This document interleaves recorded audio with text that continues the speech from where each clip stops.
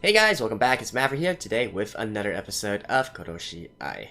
So, last episode, we had Chateau-chan making some questionable decisions, which ultimately resulted in herself being knocked out, and Song Leung-ha deciding to turn himself into whoever it is that is chasing them, right? Although I think it has been revealed up to this point that the people who are chasing him are probably those from his past, not out of like any specific revenge for anything that someone had did to like a specific organization or whatnot. It does seem to be the same organization that took Song Leung-ha in and turned him into the man he is today.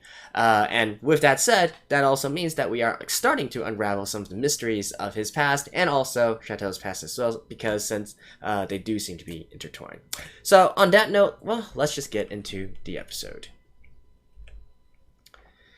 All right, that is a striking starting image here with the dude pretty much having his neck slit open. But anyways, beyond that, let's just begin in 3, 2, 1, play.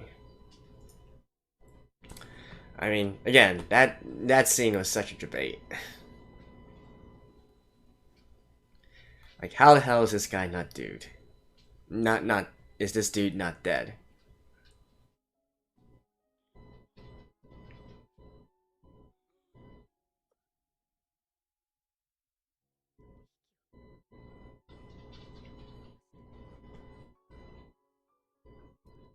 Right, and then we still gotta have this overtly dramatic piano music.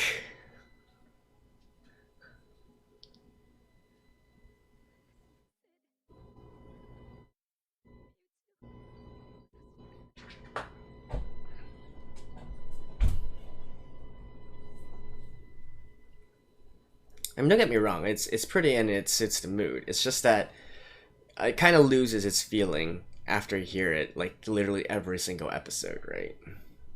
I wish they would like change it up somehow. But then again, with the budget that this particular anime is getting, well,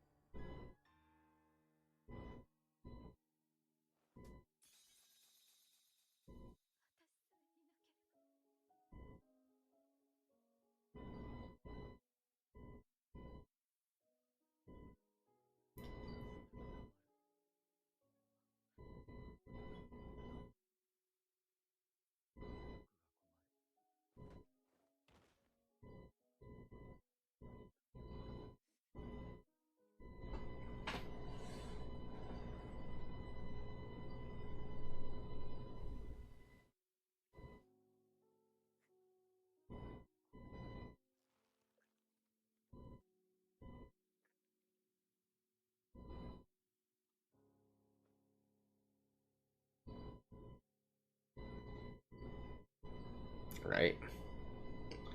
Okay, recap over. That was 2 minutes. Oh, you're starting from here? Okay.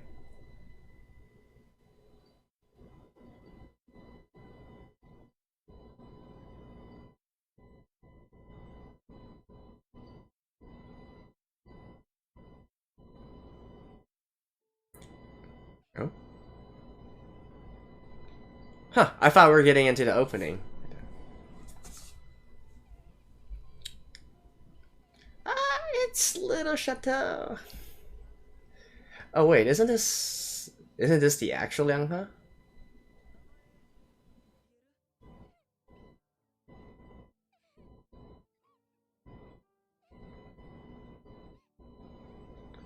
Who is that? Yeah, I mean, I know this guy is Lianghe, but this... I mean, we know the current Lianghe probably took on this guy's identity. It's not the same person, right?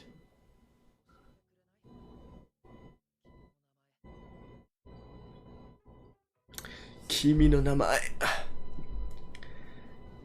That is, really confusing in a lot of ways, like just who exactly that guy is. You know, I thought it might be a relative or you know, a family member of the current Song Lianghe, but what if it's actually the same person? But how can it be the same person if, you know, the guy was in a crash and died, right? He was literally sent to the morgue.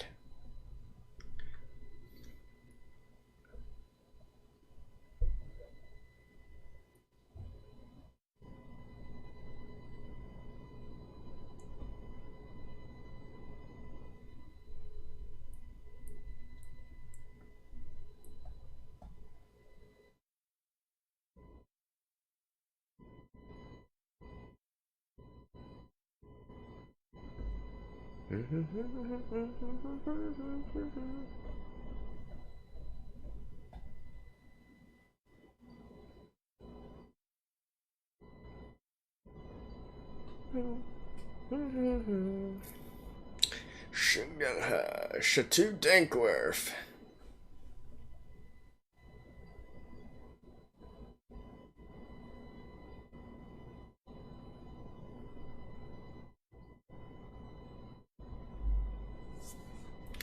Alright. Come on. Get to it. Ugh. Back to the current thing? Aww. And here I was hoping we'd get a little bit more after that. Oh. These two are those working with Chateau, right? Same agency? Okay, these two are actually dead, right?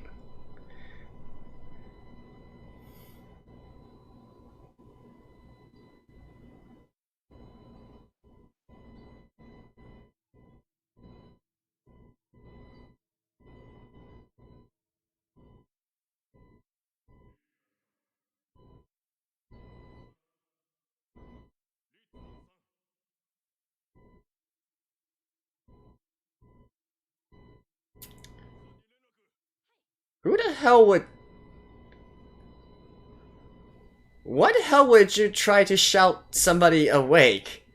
Well, what kind of doctor is that?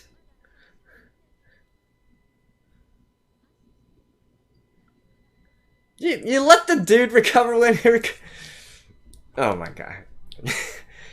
I have no words. But anyways, now we know that this dude was going to survive.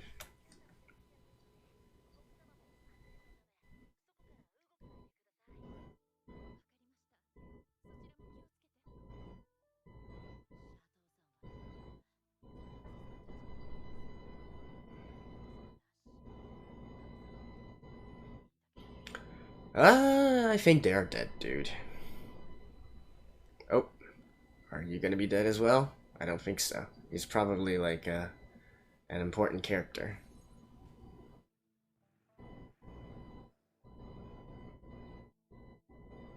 Now, I'm not gonna get you baited again without actually seeing them like dead and lifeless for more than 1 second. I'm not gonna get you baited again.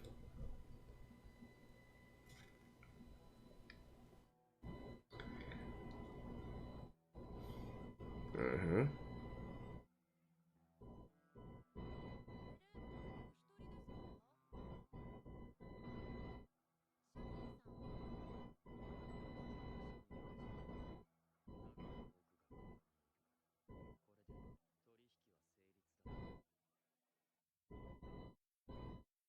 Mm-hmm.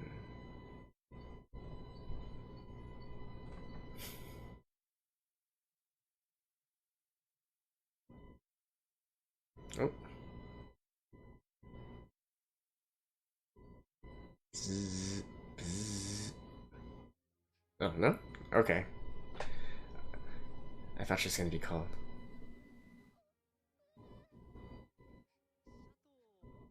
Wait, her name is actually Chateau Noble? Noble?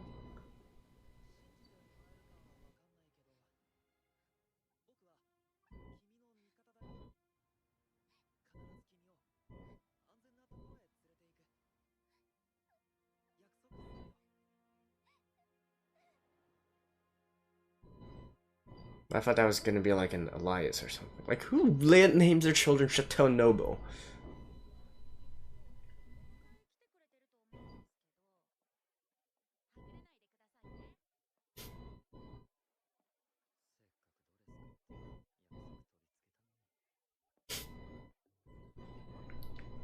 Well, the dude has his priorities straight, I guess.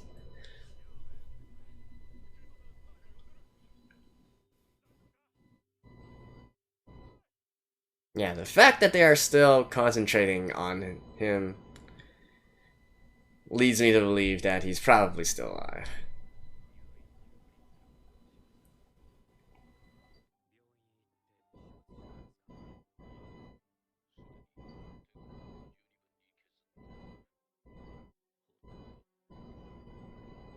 Yeah, so he wasn't left alive on purpose. And once again, this Junon guy,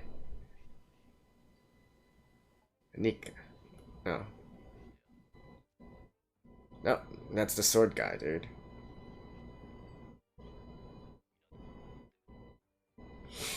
Mm.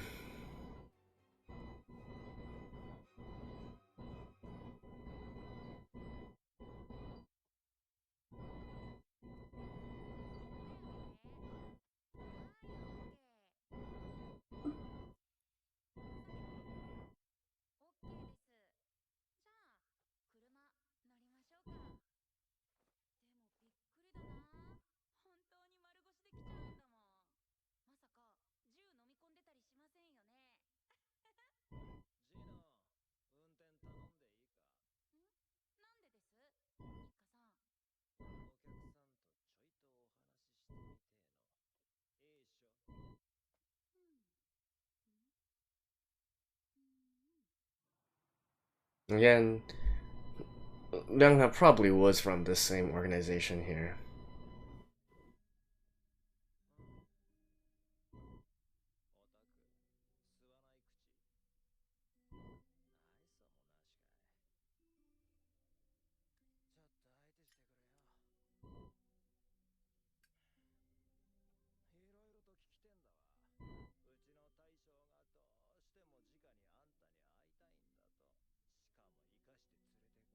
Right, I guess he knows the chief.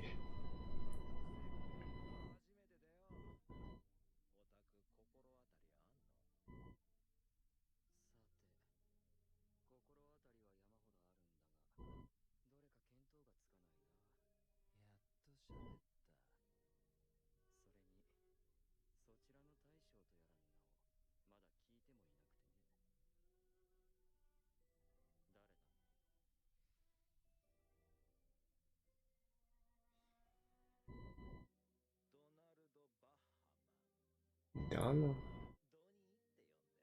Hmm.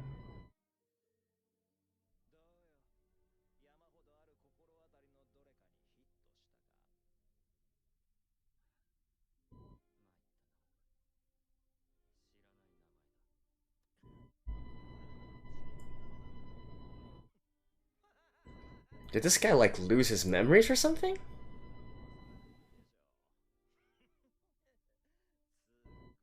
So was that the outcome?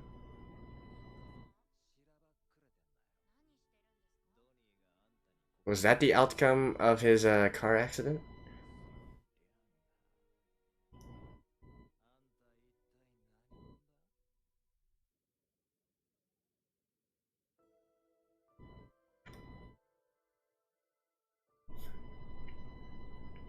Of course.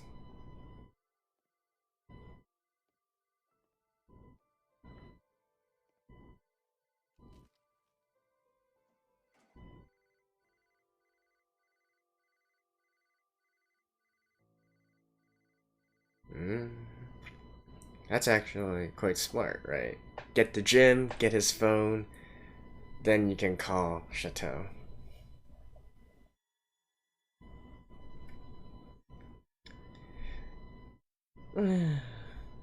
Honestly, for bounty hunters, they just seem so amateurish.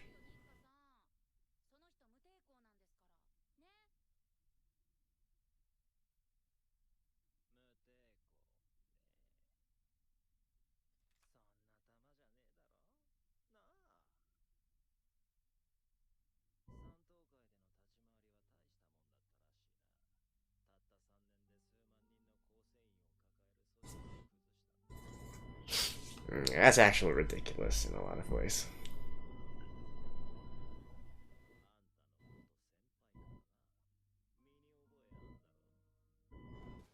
No, this dude?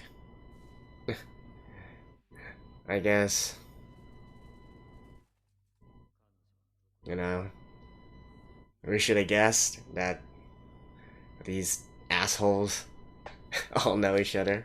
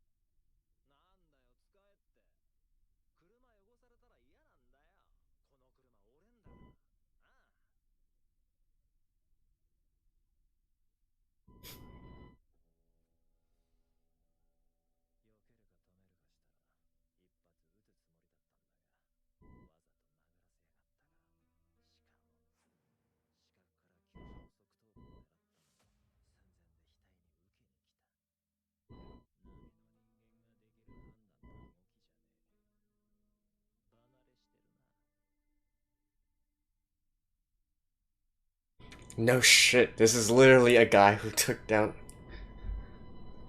Oh, wait, it's actually Jim? Okay. I guess they like sucker punched us once again.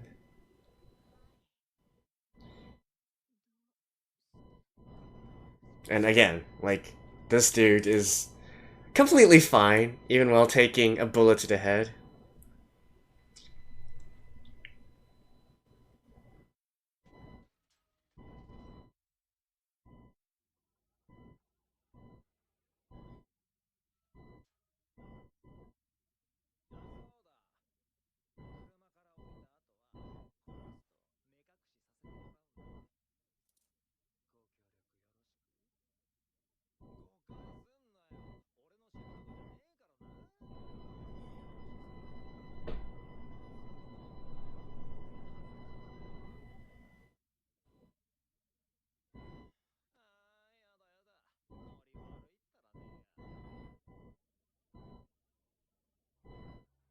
Just like, do I know this place?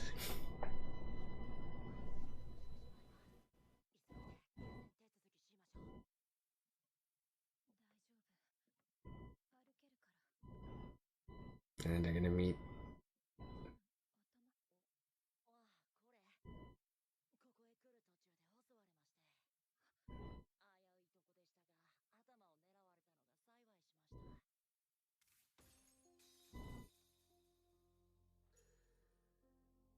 What?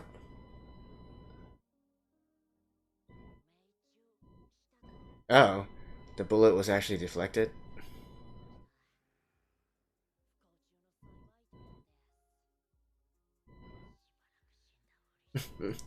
Okay. Like I said, these assassins are really, you know, hovering between very professional and very amateurish, right?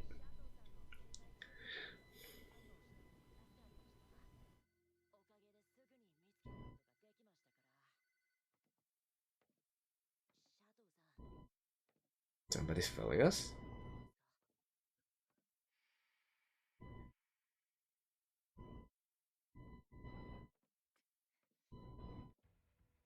Yeet.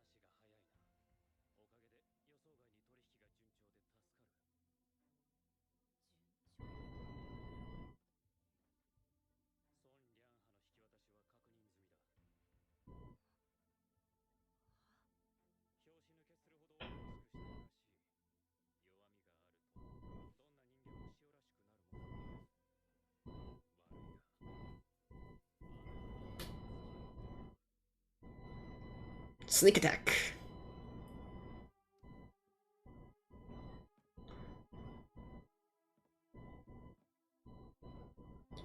Again, this is so amateurish.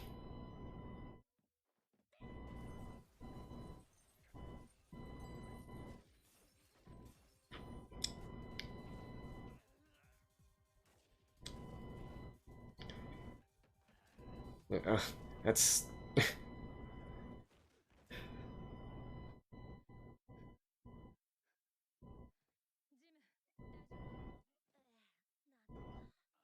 This is...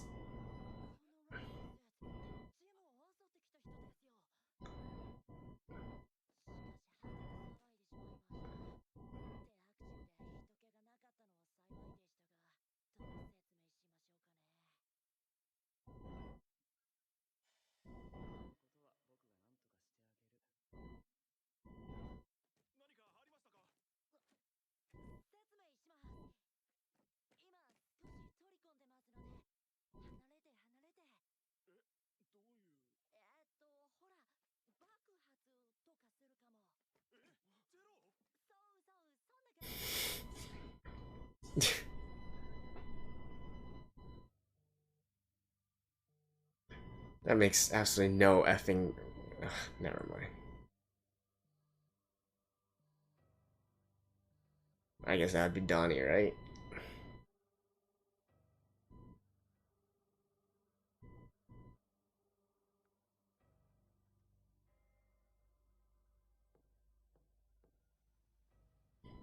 And he's like, Liangha, nice to see you again, my son. Or something like that. Let's see.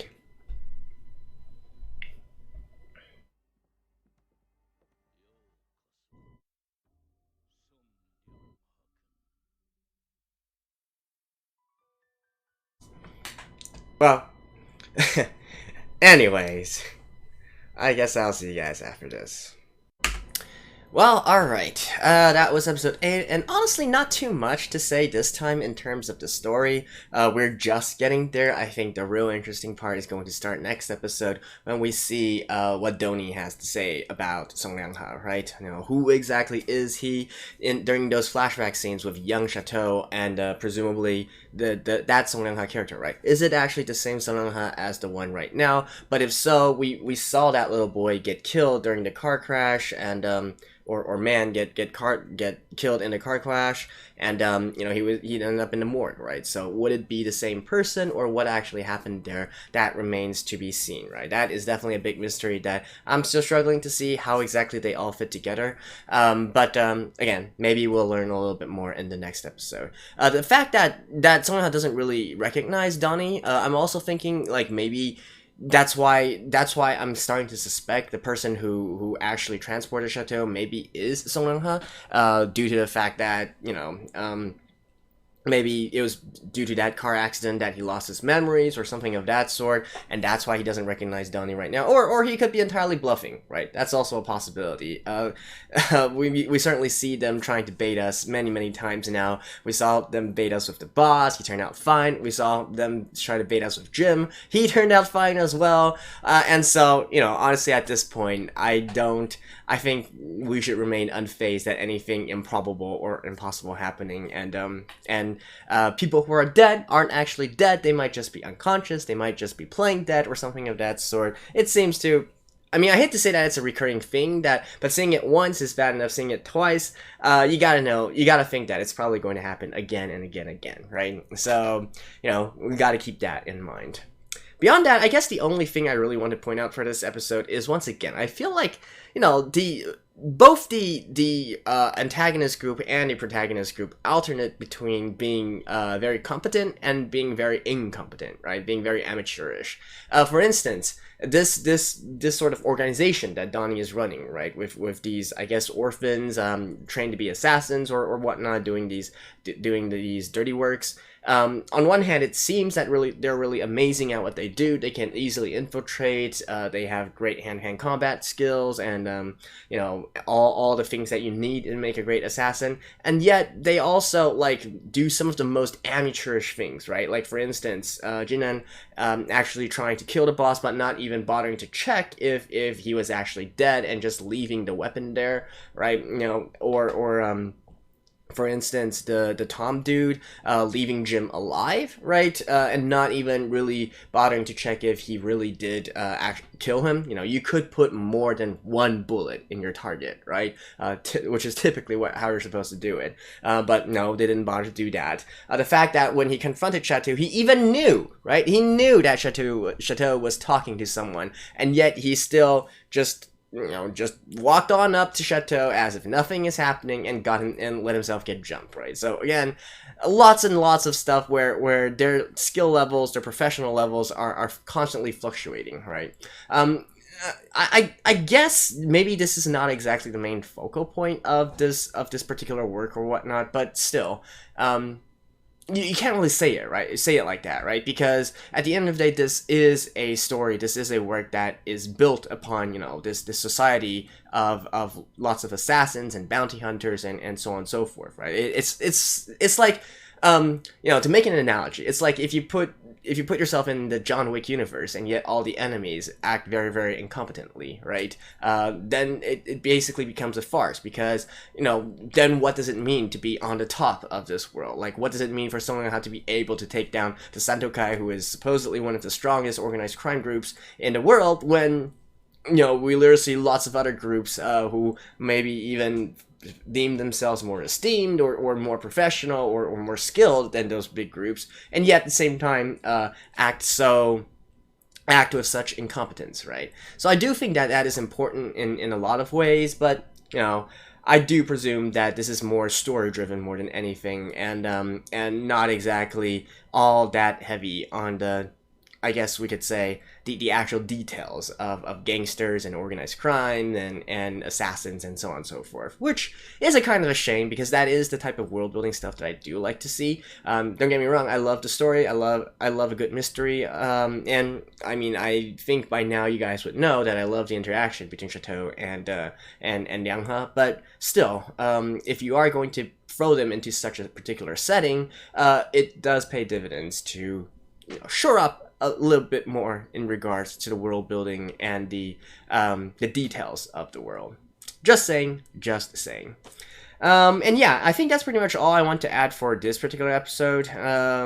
Not really too much else to say here. Yeah, we're just gonna have to patiently wait until the next episode when Donnie and Liang He start talking, and then maybe we can start to gain some insight and put together the puzzle pieces in regards to Liang He's and Chateau's past. So anyways, thank you guys. I will see you guys next time. Until then, bye bye.